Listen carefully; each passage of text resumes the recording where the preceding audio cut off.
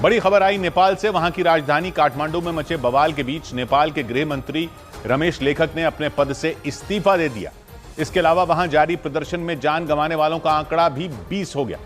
नेपाल की सरकार ने 26 सोशल मीडिया प्लेटफॉर्म पर बैन लगाने का फैसला लिया और इसी के बाद वहां बवाल मच गया। प्रदर्शनकारियों ने नेपाल के संसद भवन पर भी हमला बोल दिया। वहां जमकर आगजनी की गई। तोड़फोड़ तो इतनी हुई कि उस इमारत का हुलिया ही बिगड़ गया। हालत ऐसी हो गई कि वहां सेना की तैनाती करनी पड़ी। काठमांडू में तो नेपाल की सरकार ने कर्फ्यू तक लगा दिया, क्योंकि नेपाल की राजधानी काठमांडू में हजारों की तादाद में प्रदर्शन कर रहे युवा प्रदर्शनकारी नेपाल के संसद भवन में घुस गए। नेपाल की सरकार ने व्हाट्सएप, यूट्यूब और इंस्टाग्राम समेत 26 सोशल मीडिया प्लेटफॉर्म पर बैन लगा दिया। इसी के बाद वहां विद्रोह भड़क उठा। इस प्रदर्शन का नाम जेन जी रेवोल्यूशन रखा गया। जेन जी साल 1997 से लेकर साल 2012 के बीच पैदा हुए बच्चों को कहा जाता है, यानी अब वो जवान हो चुके हैं।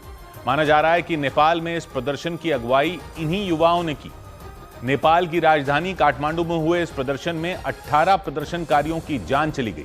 इसके अलावा सैकड़ों लोग घायल बताए गए, क्योंकि संसद भवन पर कब्जा जमाने वाले प्रदर्शनकारियों को वहां से खदेड़ने के लिए नेपाल की सेना को बुला लिया गया। इसके बाद तो वहां लाठीचार्ज हुआ, आंसू गैस के गोले दागे गए, कई बार भगदड़ मची। संसद भवन के सामने प्रदर्शनकारियों ने आगजनी भी की। नेपाल के कई अखबारों और वेबसाइट की रिपोर्टों में यह आरोप लगाया गया कि नेपाल की सरकार ने भ्रष्टाचार के खिलाफ उठ रही आवाजों को दबाने के लिए अचानक एक साथ 26 सोशल मीडिया ऐप पर बैन लगा दिया। हालांकि नेपाल की केपी शर्मा ओली की सरकार के मुताबिक उसने पिछले साल ही नेपाल में सोशल मीडिया प्लेटफॉर्म चलाने वाली सभी कंपनियों को यह निर्देश दिए थे कि वो अपनी कंपनियों को नेपाल में रजिस्टर करवाएं।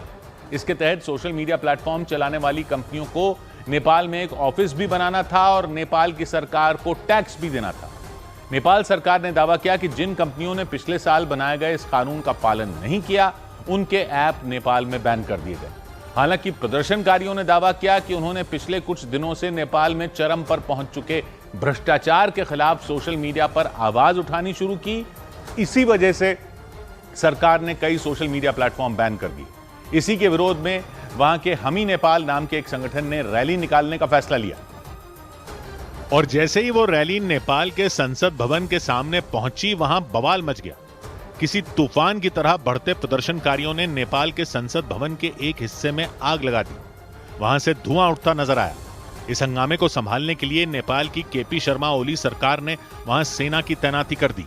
सेना के जवानों ने संसद भवन की सुरक्षा में लगे जवानों के साथ मिलकर वहां जोरदार फायरिंग की।